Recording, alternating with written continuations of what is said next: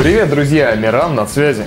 Я возвращаюсь к работе после очередных разъездов и очень прошу вас с пониманием отнестись к тому факту, что октябрьский ММАНС выходит тогда, когда, по идее, уже ноябрьский должен выходить. Но я надеюсь, ваше ожидание не будет напрасным, и из этого видео вы узнаете для себя что-то новое из потрясающего многообразного мира тяжелой музыки. Но для начала я бы хотел посоветовать москвичам посетить один гиг. Помните, ребята из Chaos Labyrinth были у нас в 27-м выпуске MMM Review? Ну так вот, они 18 декабря устраивают концерт двух финских формаций Куилу и Верга в Москве. Ну и сами там будут играть вместе с парочкой блэковых формаций из Москвы и Питера. Так что советую вам зайти на это мероприятие, послушать ребят из выпуска МММ и угореть под зарубежных гостей. 18 декабря, Mono Club, ссылку на концерт вы найдете в описании под этим видео. Ну а теперь переходим непосредственно к октябрьским новинкам. Вот давно у нас что-то не было прям такой фолковой годноты, а лично мне в октябре наиболее запомнились релизы именно в данном направлении. Но даже в рамках этого тега альбомы подобрались достаточно разносторонние и, если можно так сказать, разноязычные, причем ни одного трека на английском языке. Для начала засветим молодых ребят Harmassar.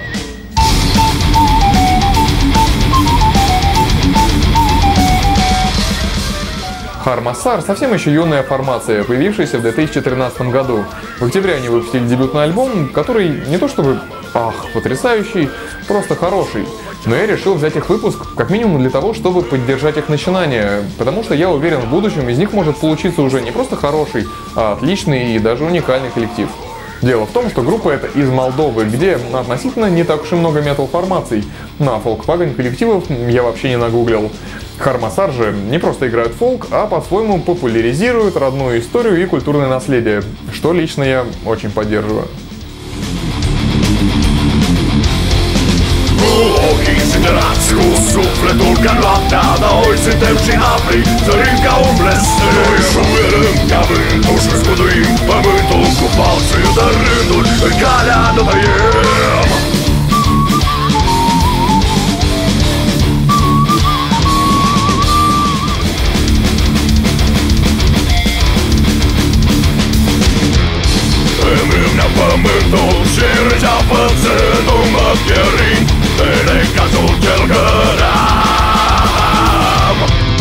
Dar eu cred în ziua când pentru păcate vor plăti pentru sângele de neam.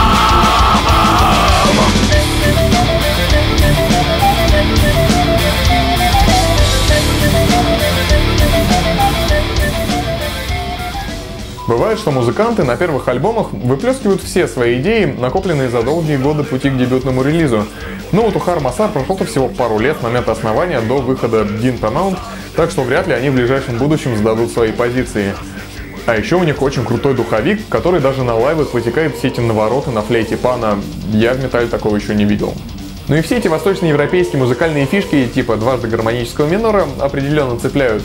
Я вообще люблю группы, которые местами звучат как саундтреки к фильмам «Кустурицы». Таких команд в металле не так уж и много. Так что Harmassar с легкостью завоевали мое расположение, и я надеюсь, завоюют и ваше. Таким молодым и перспективным командам очень нужна поддержка слушателей.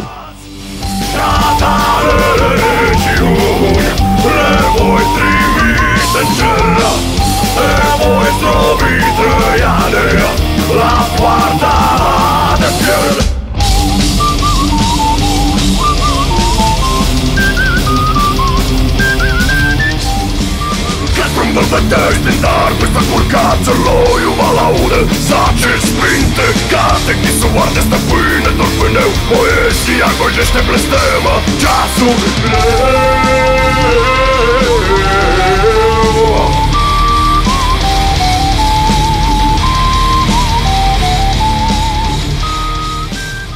Итак, едем дальше. К группе, которая, с одной стороны, использует более понятные нам названия, а с другой, ну вот фиг ты их прочитаешь, если не можешь польский.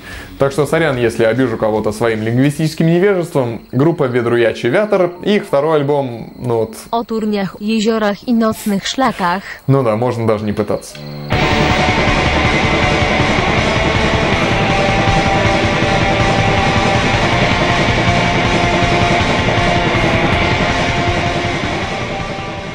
Wiedrujecie Wiatr не такой уж и ноунейм в мире атмосферик блэка.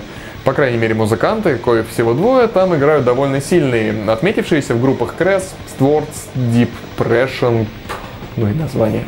В общем, ребята, знающие толк в атмосферной и депрессивной музыке. Их творчество посвящено местным легендам, родной природе с лирикой, естественно, на польском. Если вы почитаете глубокую блэковую атмосферность, рекомендую. А если вы считаете, что какой бы ни была музыка, она должна быть хорошо записана и фирмово сведена, проходите мимо. Здесь не всегда можно отличить звук бочки от звука малого. Но мы ведь с вами знаем, что не это главное, да?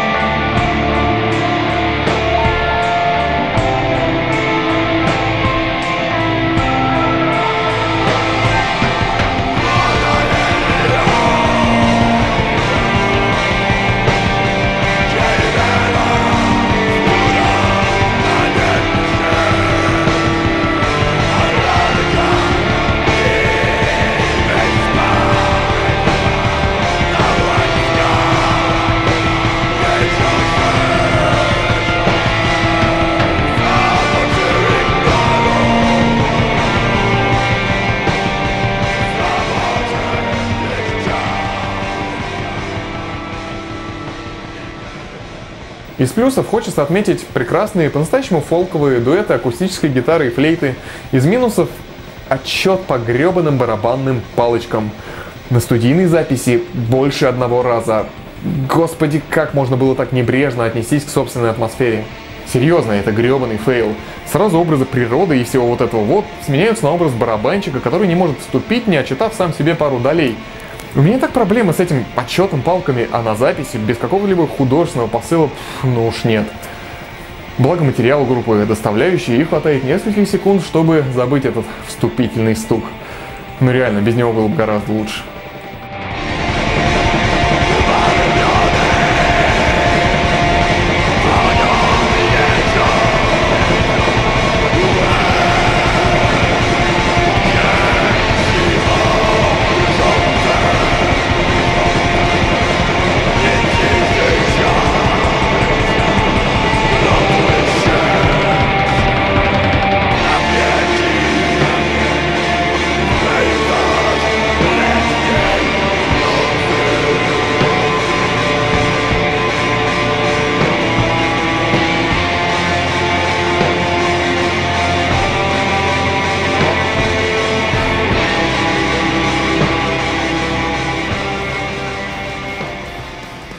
Третья сегодняшняя группа тоже восхваляет родные земли на родном языке и делает это очень-очень круто. Прям очень круто. Это Мирк Граф.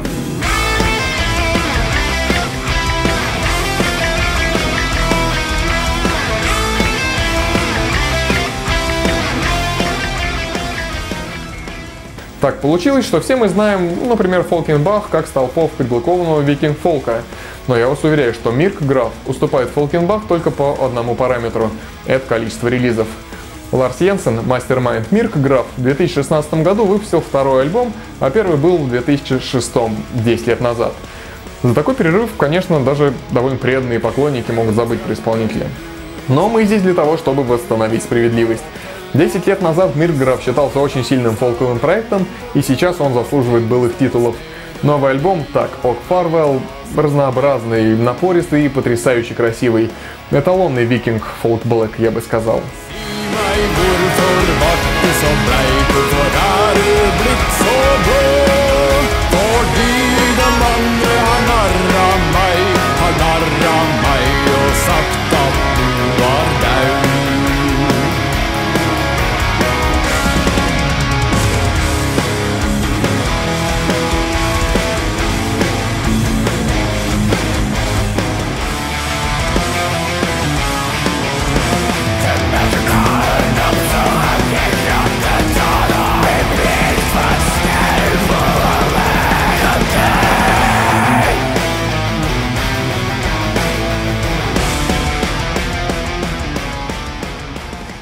Но есть еще пара интересных моментов, связанных с группой.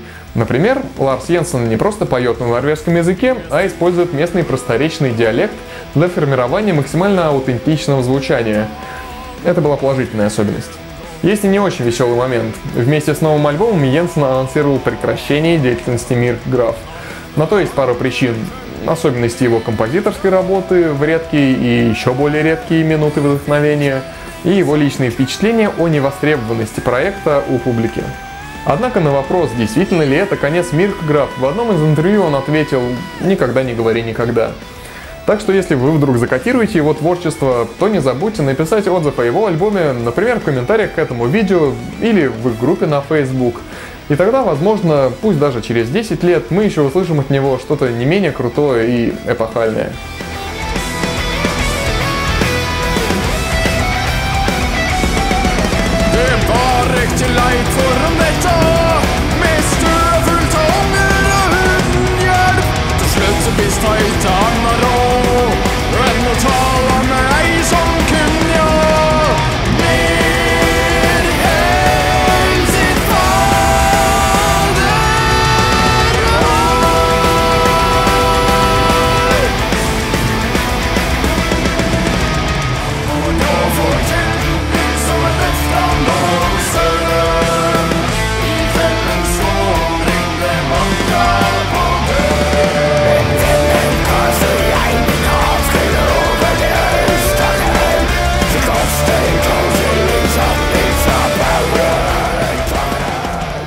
Что ж, я считаю, мы неплохо так зарядились фолком на сегодня. Так что напоследок я разбавлю это экстремально-вокальное действо чем-то более лайтовым для любителей чистого вокала и годного отечественного музла. Недавно у моих знакомых из группы Акатония вышел новый, весьма интересный полновес. По материалу что-то типа хэви-павер с влиянием прога и небольшими экспериментами с инструменталом, типа вкрапления электроники, саксофона и подобного. Под видео я оставлю ссылочку на их группу ВКонтакте, там сможете послушать альбом целиком, и это как минимум интересный экспириенс, позволяющий даже как-то по-новому взглянуть на отечественный хэви-метал. Мысль, как вирус, исходит с экрана, и падает яд на открытые раны. Этот мир, он в черной клетке грешной скорби, лжи эфир, и правды не собрать осколки, слышен крик, он душу рвет моей вселенной, проводник, что-то микромир, где нет спасения.